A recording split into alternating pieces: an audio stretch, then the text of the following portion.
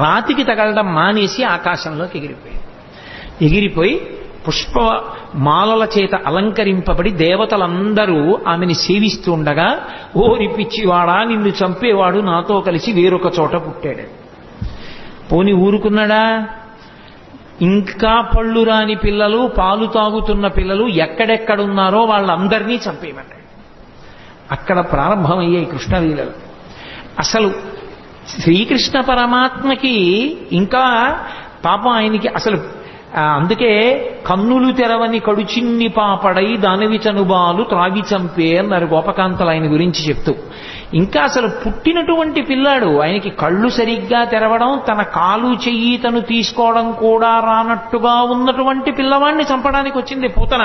సిరిమమ్ముం బ్రతకంగ చూచటకునై శృంగార వేషంబుతో నరుదే నోపునటంచు గోపికలు చిక్వల్రాక మోహించి తత్పరలై చూడ లతంగిపోయి కనియన్ పర్యంక మధ్యంబునన్ భరువస్మానుల తేజు దుర్జనవధ ప్రారంభ కొండింబకున్ అంటారు పోతన గారు.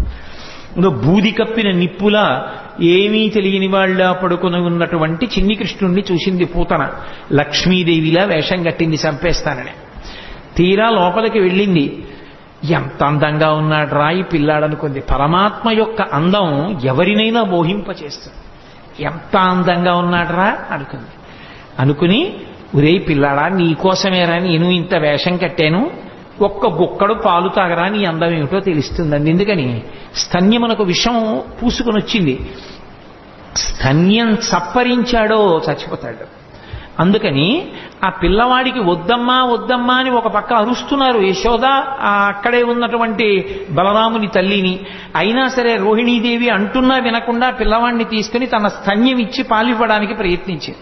ఆయనకి తెలియదు, ఎంత పసిపిల్లవాడి రూపంలో ఇంకా కళ్ళు విప్పడం కూడా చేత కానటువంటి వాడిగా ఉన్నప్పటికీ వచ్చినదెవరో, ఎందుకు ఎత్తుకుందో, ఎందుకు పాలిస్తోందో ఆయనకి తెలియదు. అది కృష్ణలీలలంటే. అవి అంత పసిపిల్లవాడిగా ఉన్నప్పటికీ సర్వజ్ఞుడు. రామచంద్రమూర్తి అయితే అలా ఉండడు, గురువుల దగ్గర నేర్చుకుంటాడు. కృష్ణుడు అలా కాదు, పసిపిల్లవాడిగా ఉంటూ రాక్షస సంహారం మొదలుపెట్టేశాడు. అందుకే ఆ లోకేశ్వరుడా చరాచర విభుండా బాల గోపాలుడా బాలధ్వంసరి గొంతు గంటిడి వెసన్ బాలెంత చందంబునన్ పాలిండ్లన్ విసమూని వచ్చుటమదిం చింతించి లోనవ్వుచున్ కాలంకేల కదల్పరాని కరణిన్ కన్మోడ్చి గుర్పెట్టుచున్ అన్నారు పోతన గారు.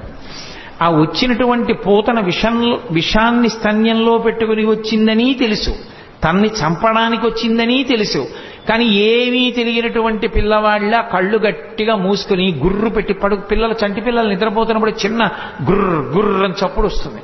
ఆ గుర్ర గుర్ర అని చప్పుడు చేస్తూ గాఢ నిద్రలో ఉన్నవాళ్ళ తన కాలు చెయ్యి తనకి కదపడం చేత కాని వాడిలా ఉన్నాడు. ఎందుకని పిల్లలకు అలవాటు ఉంటుంది, ఈ బొటనవేలు ఇక్కడికి తెచ్చి నోట్లో పెట్టుకోవాలని వాళ్ళ తాపత్రయం. కానీ వాళ్ళ చెయ్యే, వాళ్ళ నోరే, కానీ ఈ చెయ్యి ఇక్కడికి వెళ్ళదు. ఎందుకనంటే వాళ్ళకి ఆ బలం ఉండదు. లేక చెయ్యి ఇలా ఇలా ఇలా ఇలా పోతుంది. పోయి ఇక్కడ పెట్టుకుందాం అంటే ఇలా పోతుంది. అది పోయేటప్పటికి వాడు ఏదో ఇంకొకడెవడో వాడి చెయ్యి లాగేశాడన్నట్టుగా ఏడవడం మొదలు పెడతాడు. కాలంగేల కదల్పరాని కరణిన్ కన్మోడ్చి గుర్పెట్టుచున్. తన కాలు చెయ్యి తనకి సక్రమంగా కదపడం చేత కాని పిల్లవాడు ఎలా ఏడుస్తాడో అలా అంత అమాయకంగా ఉన్నవాడు ఇలా నిద్రపోతున్నప్పటికీ కూడా తనకి పాలివ్వడానికి వచ్చినటువంటి పూతనా స్తన్యముల యందు విషం పెట్టుకుని వచ్చిందని తెలుసుకున్నటువంటి పరిపూర్ణ జ్ఞానము కలిగినటువంటి కృష్ణ పరమాత్మ అక్కడ పక్క మీద అలా పడుకుని నిద్రపోతుంటే ఏమీ తెలియని దానిలా వచ్చి ఎత్తుకుని పాలివ్వడం మొదలుపెట్టింది. నిజంగా ఆ చిన్ని కృష్ణుని యొక్క మూర్తి మన మనస్సు మీద ముద్రపడాలని పోతన గారి తాపత్రయం. ఎంత లైవ్ టెలికాస్ట్ ఆయన ప్రసారం చేశారు. శాబ్దిక ప్రత్యక్ష ప్రసారం భాగవతం. మేల్కొన్న తెలగున మెర్లన కరువిచ్చి క్రిగంట చూచుచు గిదిసి నీల్గి ఆవులించుచు చేతుల అకసంబున జాచి యొదిగిలియ కన్న యోజనూది బిగిచన్ను కబకేల కబళించి పీడించి గుక్క గుక్కకు గుటుకు గుటుకు మనుచు ఒక రెండు గుక్కలను విధ ప్రాణముల సైతము మేనిలో సత్వమెల్ల త్రావెనదియును గుండెలు తల్లడిల్ల ఇతర బాలుర క్రియవాడ వీవు కావు చన్ను విడువుము విడువుము చాలుననుచు. ఆ పిల్లవాడికి చిన్ని కృష్ణుడు నిద్రలేచినటువంటి సందర్భాన్ని అంత హృద్యంగా వర్ణించారు. బాగా నిద్రపోతున్న పెద్దవాడిని వెళ్ళి లేపామనుకోండి, బుద్ధి ఉందా లేదా, ఎందుకు అలా లేపుతామని కోప్పడతాడు. పసిపిల్లలు అలా కాదు, బాగా నిద్రపోతున్నా వీడు పొద్దున్న ఎప్పుడో 7ంటికి పాలు తాగాడు, కానీ ఇవాళ ఏమిటి ఇలా గుర్రు పెట్టి నిద్రపోతున్నాడు, వీడు 9 అయిపోయింది, పిల్లాడికి ఆకలేస్తుందని అమ్మ లేపేస్తుంది. లేపేసి పాలిద్దామని ఒళ్ళో పడుకోబెట్టుకుంటే వాడు ఏం ఏడవాడు లేపేసిందని. కానీ వాడి ఎంత బద్ధకం, ఏదో పెద్ద అలిసిపోయిన వాళ్ళలాగా ఆ విప్పలేక కళ్ళు విప్పినటువంటి వాళ్ళలాగా ఆ కళ్ళు ఇలా విప్పి ఇలా విన్నుపం ఇలా విరుచుకుని గిదిసి నీల్గి ఆవులించుచు చేతులు అకసంబున చాపి ఆ చిన్ని నోరింత ఆవలించి 2 చేతులు ఇలా ఆకాశంలోకి ఎత్తి ఏమిటో ఇలా ఆడించి ఓసారి చేతులు ఆకసంబున జాచి ఎదిగిలియాకొన్న యోజనూది బిగిచన్ను కవకేల కబళించి పీడించి గొక్కకు గుట్టుకు మనుచు. పోతన గారికి వినపడింది ఆ గుట్టుక్కుమన్న చప్పుడు కూడా. ఆ స్తన్యాన్ని ఆ చిన్ని పూల పొట్లం లాంటి చేత్తో పట్టుకుని గుటుక్కుమంటూ 2 గుక్కలు తాగాడు అంతే.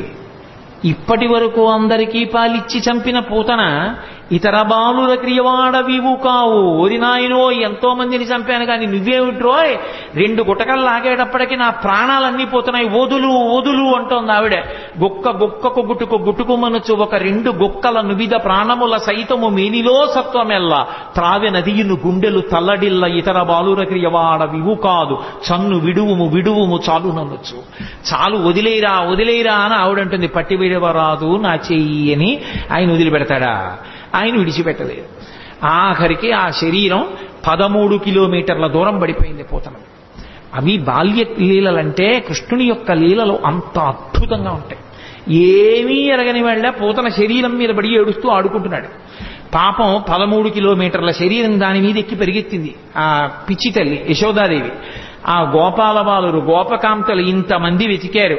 నేలంగూలిన మేటి పెన్నురమపై నిర్భీతి క్రీడించు ఓ బాలారమ్మని మూపు చేర్చుకొని సంస్పర్శించి ఆరార్చుతున్ గోలాంగూలము తిప్పి గోరజములంజల్లించి గోమూత్రముంజల్లి తద్బాలాంగంబుల గోమయంబలదిరా 12 నామంబులన్. ఎక్కడ పిల్లవాడు బెంగపెట్టేసుకున్నాడో, ఎక్కడ భయపడిపోయాడో, ఇంత పెద్ద శరీరం మీద పడిపోయాడని పాపం ఆ పిచ్చి తల్లి యశోద గోపకాంతలో ఆయన్ని గబగబా తీసుకెళ్లి ఓ ఆవు దగ్గరికి తీసుకెళ్లి దాని వెనకాతల కూర్చోబెట్టి తోక దాని ఆయన చుట్టూ తిప్పి ఆ పేడ తీసుకొచ్చి ఆవు మూత్రం తీసుకొచ్చి ఆయన 12 అవయవాల మీద పెట్టి ఏదో శిరస్సును కేశవుడు రక్షించుగాక, హృదయమును గోవిందుడు రక్షించుగాక, మోకాళ్లను అదోక్షజుడు రక్షించుగాక, ఆయన 12 నామాలతోటే ఆయనకి రక్ష పెట్టారు. ఏమీ తెలియని వాళ్ళలాగా నిజంగా అమాయకంగా ఉన్న వాళ్ళలాగే ఆయన అమ్మతోటి అంతరక్ష పెట్టించుకున్నాడు. చిత్రం ఏమిటంటే 2 గుక్కలు తాగినందుకు గాను ఆ వసుదేవుడు మధురానగరం నుంచి తిరిగొస్తూ ఇంత పెద్ద శరీరం అడ్డంగా పడిపోయింది ఏమిటని పెద్ద కట్టె పుల్లలు ఇంధనాలు తీసుకొచ్చి దాని మీద పడేసి అగ్నిహోత్ర సంస్కారం చేసి వాసన వస్తుందని ఉత్తరీయ ముక్కుకు అడ్డం పెట్టుకుని వెళ్ళిపోతున్నారు. రగిలి పొగులు మగువ దేహము నుండి అగరు పరిమళముల పగలు వెడలే దేహకల్మషములు శ్రీహరిముఖమున త్రామబడుట చేసి భూవరేణ్య అంటారు పోతన గారు. 2 గుక్కలలో నేను నాది అన్న అహంకార మమకారాలన్నీ తాగేశాడు కాబట్టి ఆమె శరీరమునందు ఏ కల్మషం లేదు. అందుకే ఆమె శరీరం కాలిపోతుంటే అగరవత్తులు కాలిపోతున్న సువాసనలు వచ్చాయి. కన్న తల్లి ఏ స్థితి పొందుతుందో అటువంటి స్థితి పూతన పొందేసింది. దీని లోపల ఉన్నటువంటి తత్వం అర్థం అవ్వచ్చు, అర్థం కాకపోవచ్చు. కానీ చిన్ని కృష్ణుడు పాలు తాగి పూతనా సంహారం చేసినటువంటి సందర్భాన్ని వింటున్నప్పుడు మనసు రమించి ఆ చిన్ని కృష్ణుడి మీద హత్తుకుందనుకోండి చాలు.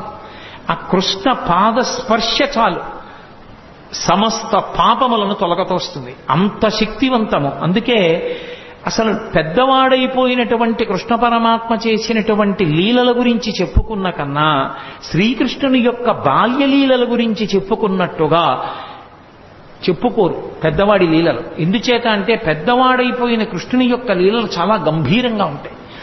చిన్ని కృష్ణుడిగా చేసినటువంటి లీలలు హృద్యంగా ఉంటాయి, ఆకర్షణీయంగా ఉంటాయి, ఆబాలగోపాలాన్ని ఆకర్షిస్తాయి. అందుకే వ్యాసుల వారు ఎంత అనుభవించారో, పోతన గారు ఎంత అనుభవించారో, మధుసూదన సరస్వతి ఎంత అనుభవించారో, లీలాశుకుడు ఎంత అనుభవించాడో, బాల్యలీలలకు ఉన్నంత గొప్ప స్థానం శ్రీకృష్ణ పరమాత్మ యొక్క అవతారంలో నిజానికి పెద్దవాడైపోయినటువంటి కృష్ణుడి యందు లేదని నేను అనను. కానీ మనం కూడా బాలకృష్ణుడి యొక్క మూర్తిని చూస్తే పొందేటటువంటి ఉత్సాహం పెద్ద కృష్ణుని యొక్క మూర్తిని చూస్తే పొందాం. బాలకృష్ణుని యొక్క లీలలు అంత అద్భుతంగా ఉంటాయి. అందుకే ఆ పోతన గారు బాలకృష్ణుడి యొక్క లీలల్ని If you like this video, hit the like button. For more videos, subscribe to our channel. If you have learned anything from this video, comment down below. Subscribe.